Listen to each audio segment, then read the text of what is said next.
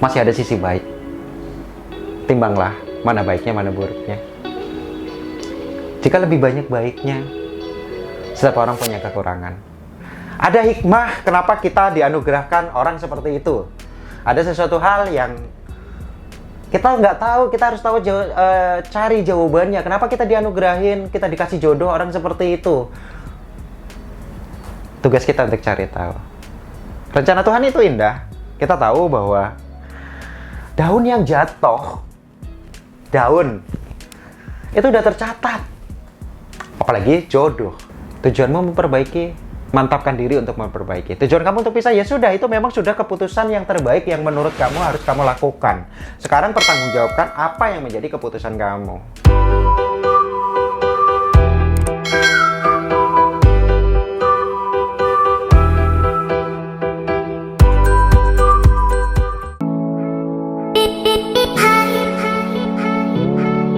Hai guys, balik lagi bareng gua Ryan. Guys, hari ini gue mau cerita. Jadi beberapa waktu lalu gue punya klien yang konsul tentang suaminya itu ketahuan gay. Padahal mereka udah berumah tangga cukup lama gitu. Dan sang, suami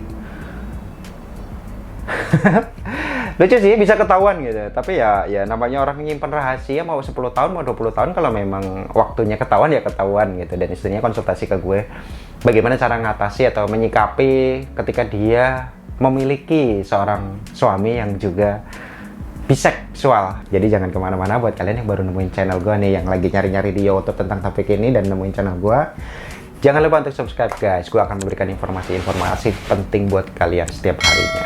Kita lanjut setelah pesan-pesan berikut ini.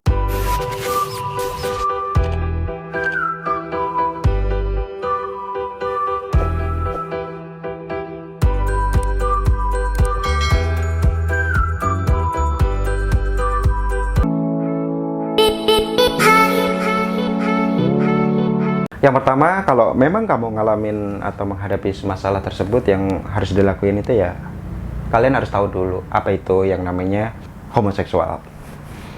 Tipe-tipenya, penyebabnya, hal-hal yang sering dilakukan gitu. Seandainya kamu udah ketahuan bahwa suami kamu itu adalah seorang pencinta lelaki atau homoseksual tadi, tapi kamu sendiri nggak tahu paham atau nggak tahu persis karakter laki-laki kamu itu seperti apa, sukanya yang bagaimana, ininya yang bagaimana gitu. Kamu harus tahu dulu, usahain tahu dulu ya. Kenapa? Karena ini penting gitu, penting untuk ketika kamu nanti ngambil pertimbangan sesuatu hal, keputusan yang lebih besar gitu. Sebaiknya kamu harus cari tahu dulu. Nah, cara termudah ya cari orang yang seperti itu dan kalian bisa konsultasi. Oh, ini begini, ini begini, ini begini gitu. Nanti mungkin advice dari mereka itu yang bisa jadi masukan untuk kamu ngambil keputusan ketika kamu mengetahui pasangan kamu adalah seperti itu. Nah, berikutnya yang kedua yang harus kamu lakukan adalah menyiapkan skenario. Baik itu skenario terburuk maupun skenario yang terbaik gitu. Skenario terburuk kamu harus pisah. Skenario terbaik kamu tetap menerima dengan semua kondisi laki-laki. Kamu apapun adanya kamu menerima. Nah, kalau kamu sudah menentukan skenario mana yang akan kamu ambil, di situ kamu tinggal bikin planningnya, bikin perencanaannya. Oke, aku mau tetap bertahan, apapun dia, aku harus terima. Nah, berarti tinggal bikin sesuatu yang ngarahnya ke sana gitu. Kenapa? Ketika kalian belum memutuskan apa kalian mau menerima atau enggak, planning terburuk atau skenario terburuk atau skenario terbaik tadi atau terbaik ya, otomatis kalian akan susah untuk gerak gitu. Tapi kalau sudah ditentuin kan enaknya. Oh oke, gua niatnya memperbaiki. Nah berarti kan langkah atau pemikiran kalian ke depannya akan lebih terfokus untuk memperbaiki gitu. Tapi kalau kalian masih ngambang, gua nggak tahu gua harus ngambil ke skenario yang mana, gua mau pisah atau gua mau lanjut. Nah itu yang berat, jadi putusin dulu skenarionya. Poin yang ketiga yang harus kalian lakukan adalah berkomunikasi dengan pasangan gitu. Ketika kamu knowledge-nya udah punya dan kamu sudah punya keputusan, komunikasikan dengan pasangan. Tanyakan kronologisnya seperti apa, dia seperti apa, ini ya bagaimana gitu. Nah dari situ kamu bisa narik kesimpulan untuk memperkuat apa yang jadi skenario kamu tadi. Nah poin yang keempat yang harus kamu lakukan adalah belajar mendengarkan. Maksudnya gini loh guys, kita tahu bahwa itu adalah salah. Di mata siapapun, di kacamata siapapun, itu salah, kita tahu. Tapi kita perlu juga mendengarkan penyebab, alasan, atau segala macam yang menyebabkan orang tersebut memiliki hal yang berbeda tadi gitu. Ini kan keputusan besar gitu. Ada baiknya pertimbangan dari mana-mana itu sangat-sangat penting dan itu sangat kamu butuhkan guys. Ya. Oke guys, poin berikutnya adalah mengambil kesimpulan. Sekarang saatnya ngambil kesimpulan, memantapkan apa yang sudah kamu pikirkan tadi. Memperbaiki itu memang nggak mudah, tapi memulai hal yang baru itu jauh lebih berat. Kesimpulannya udah, sekarang menetapkan tujuan. Tujuanmu memperbaiki, mantapkan diri untuk memperbaiki. Tujuan kamu untuk pisah, ya sudah, itu memang sudah keputusan yang terbaik yang menurut kamu harus kamu lakukan. Sekarang pertanggungjawabkan apa yang menjadi keputusan kamu. Nah, yang perlu kalian lakukan berikutnya adalah memulai hal baru. Oke, kamu sudah mengambil keputusan. Jika kamu memaafkan, maka maafkan dia dengan 1000 kekurangannya dia. Jika kamu ingin memulai yang baru, sudah lupakan. Apa yang sudah terjadi, terjadilah.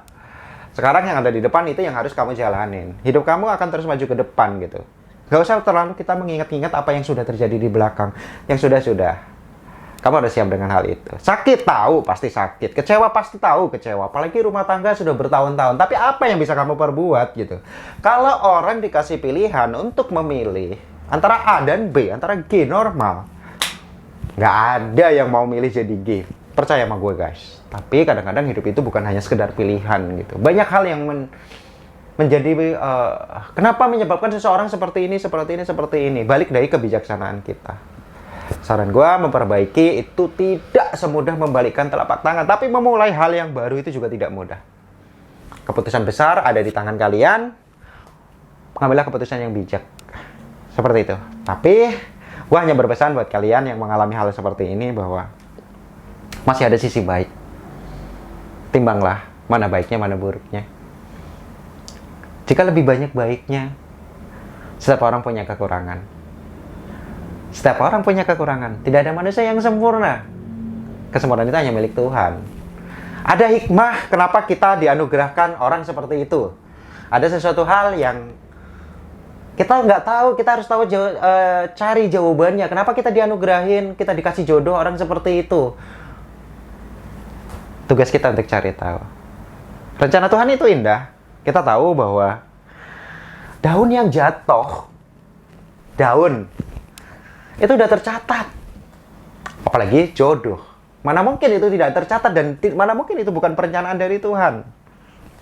Makanya ketika kita sudah mendapatkan hal seperti itu, ya yang terbaik adalah balik ke diri kita. Apa rencana Tuhan di balik apa yang kalian alamin sekarang? Oke guys, gue Ryan JR. Semoga informasi ini bisa memberikan gambaran kepada kalian bahwa setiap kita punya masalah masing-masing. Kita jumpa lagi di informasi video berikutnya guys. Dah.